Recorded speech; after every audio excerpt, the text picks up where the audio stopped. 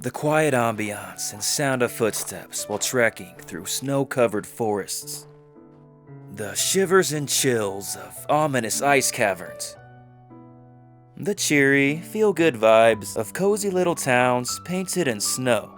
Snowy locations in JRPGs can definitely evoke a lot of different emotions in the player based on the context. They're quite a bit different compared to most other locations, which tend to be more consistent in the types of atmosphere and moods they evoke. Take beach settings for example. You'd be hard-pressed to find one that doesn't bring out feelings of warmth and relaxation. Winter locations, on the other hand, this can vary greatly. It's entirely dependent on the situation around the environment, along with its presentation and music. Like, let's compare the Great Glacier from Final Fantasy VII to the snowfields in Lost Odyssey. These are pretty two serious games with mature themes, but how they handled snowy locations was quite different. While the context around the scenes are somewhat similar, the music in the Great Glacier is a lot more whimsical while still being a little bit mysterious, and combined with the really pretty, pre-rendered backgrounds, it just creates a much more lighthearted and cozy vibe. It's almost impossible not to feel the sense of enchantment when wandering around here. While traversing through the snowfields in Lost Odyssey though, the music is a lot more foreboding and dreary sounding, which creates a distinctly different vibe. Like, I'm willing to bet that you don't get the same feeling while frolicking around here compared to the feeling you get in the Great Glacier. So yeah, similar locations, but very different moods. Obviously, this is completely up to the developers and the type of emotion they're trying to elicit. I just think it's interesting how these atmospheres can differ so much, especially compared to other settings. Like the glittering grotto from Ni no Kuni compared to the ice cave from Final Fantasy IX. Completely different. Or what about the snowfields in The Legend of Dragoon and the ice cliffs of Gomija from Baten Kaitos? Both have the cool snowfalling effect in place, but the snowfields have clear vision and a pretty music piece playing in the background, whereas the ice cliffs are a lot more foggy with a strong breeze blowing, making it harder for the player to trek onwards. The latter does a really great job at making you feel that struggle of what it would actually be like to climb a snowy and icy mountain. The ambient music, or lack of music, only adds to this. The approaches between these two places are very different, but they're still memorable all the same. Another one that sort of sticks out to me is Mount Gagazet from Final Fantasy X.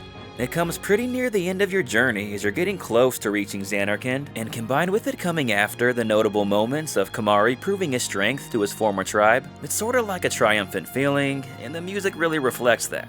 It gives off this adventurous-like feel, pretty similar to exploring the massive land of Tansol in Xenoblade Chronicles 2. The kick-ass music over the sprawling snowy landscapes just gives it this really grand and epic feel. I really loved this part of the game. I also like Glacia and the Ruins of Ice from Skies of Arcadia. I just think the concept of an ancient city buried under ice is pretty interesting. It's a unique atmosphere only enhanced by the relaxing, mystical music.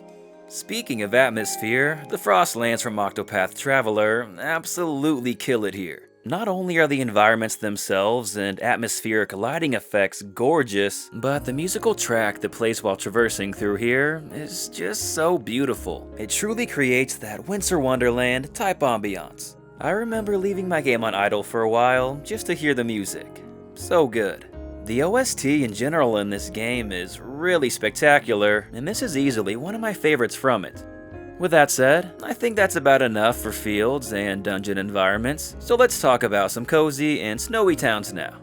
For the most part, these are usually more consistently cheery and upbeat. There are some obvious exceptions like Narsh from Final Fantasy VI and Aryglyph from Star Ocean 3, but I'd say those are sort of more outliers. Sniffelheim from Dragon Quest XI starts off pretty depressing, but after a plot-related reason, it gets much jollier.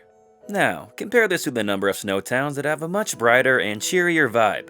I mean, there's a Mill from Golden Sun, Kettleberg from Tales of the Abyss, Shiver City from Paper Mario, Winters from Earthbound, Icicle Inn from Final Fantasy VII, Cursa from Baten Kaitos, Snowden from Undertale, Yule from Ni no Kuni. And yeah, I think you get the idea. I'm gonna be here for like an hour if I keep going. These are all varying combinations of cozy, whimsical, relaxing, and just make you feel happy. For Yule in particular, I really like how they actually give you separate winter clothes for this segment. It does a lot for the immersion factor and really helps sell the mood. Like in some other games, you're hiking up snowy mountains and crop tops and stuff, and it's just like, yeah, maybe not the most practical. I'm looking at you, Final Fantasy VII. On that note, though, Icicle Inn is one super comfy place. The music is just so calming, and that pre-rendered background is nothing short of gorgeous. I really love the whole snowboarding segment, too. The mini-game is pretty simple at its core, but it's just the fact that they went the extra mile to program this part into the game to make it more memorable. Tales of Vesperia and Ymir from Trails of Cold Steel 2 have pretty fun snowboarding mini-games as well. Tales games in general do a pretty good job with snowy areas. Flanor from Tales of Symphonia might be my favorite example. First of all, it's just a really pretty town with happy and cheery music. But with that said, it's the plot events around here that make it so impactful.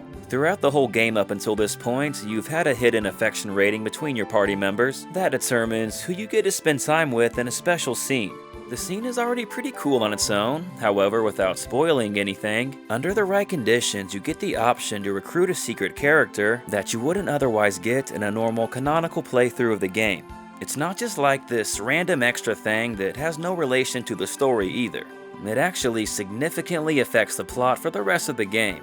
The fact that they included this, I just think is really cool and ambitious. I don't think any other Tales of game does something like that, changing the story to that much degree. I don't really have a clever segue for this next one, but I do want to give mention to all the snowy areas in Phantasy Star 4. In this game, you get to travel to various planets, and one of them is covered entirely in snow. It's just a really cool contrast to the rest of the game before this, and provides some nice new scenery. There's multiple towns, and some with different music themes, and giant penguins even. It really helps add to that cheery winter atmosphere. The game that does winter atmosphere the best, though, in my opinion, is Am Setsuna. Yeah, big surprise there, right? The entire game is set in snowy environments and really takes that peaceful winter ambiance to the next level.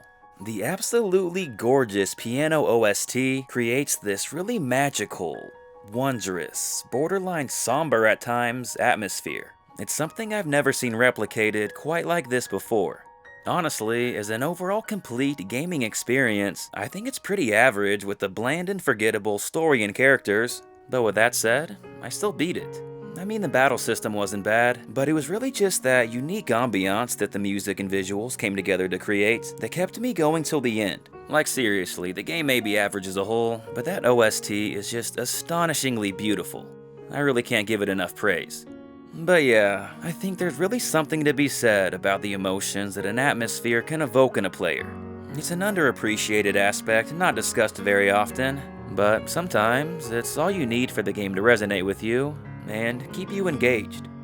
I find it interesting how all it takes is a slight change in presentation to alter your mood and emotions. Like when you first arrive in Cyslodia and Tales of Arise, despite the vast, snowy landscapes looking beautiful from a distance, the overall lighting is pretty dark, which is a fitting reflection of the oppressive nature in their society at that time. However, when you liberate the people, things all of a sudden get a lot brighter, as if it's echoing the perspective of the situation. It's like a small glimmer of hope, and helps you see things in a new light. The music also changes to something more uplifting to really hammer in that newfound positive sentiment and feeling. Like I've mentioned earlier, oftentimes the music plays a pretty big role in altering the tone and affecting how you perceive things. I think this is a pretty interesting parallel to real life. Obviously, there are no actual soundtracks in our lives, but if you walk to the beat of your own drum and keep a positive outlook on what lies ahead, things don't seem so bad. We all follow our own paths, and while we may not know exactly where each path leads, we know we at least have to try.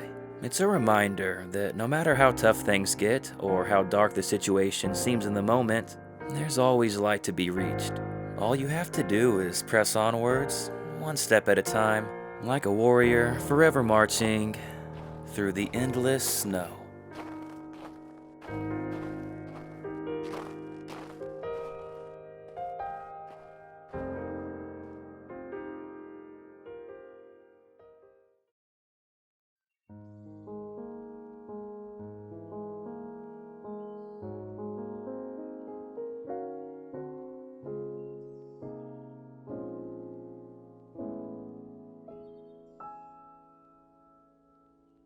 And that about wraps up this video.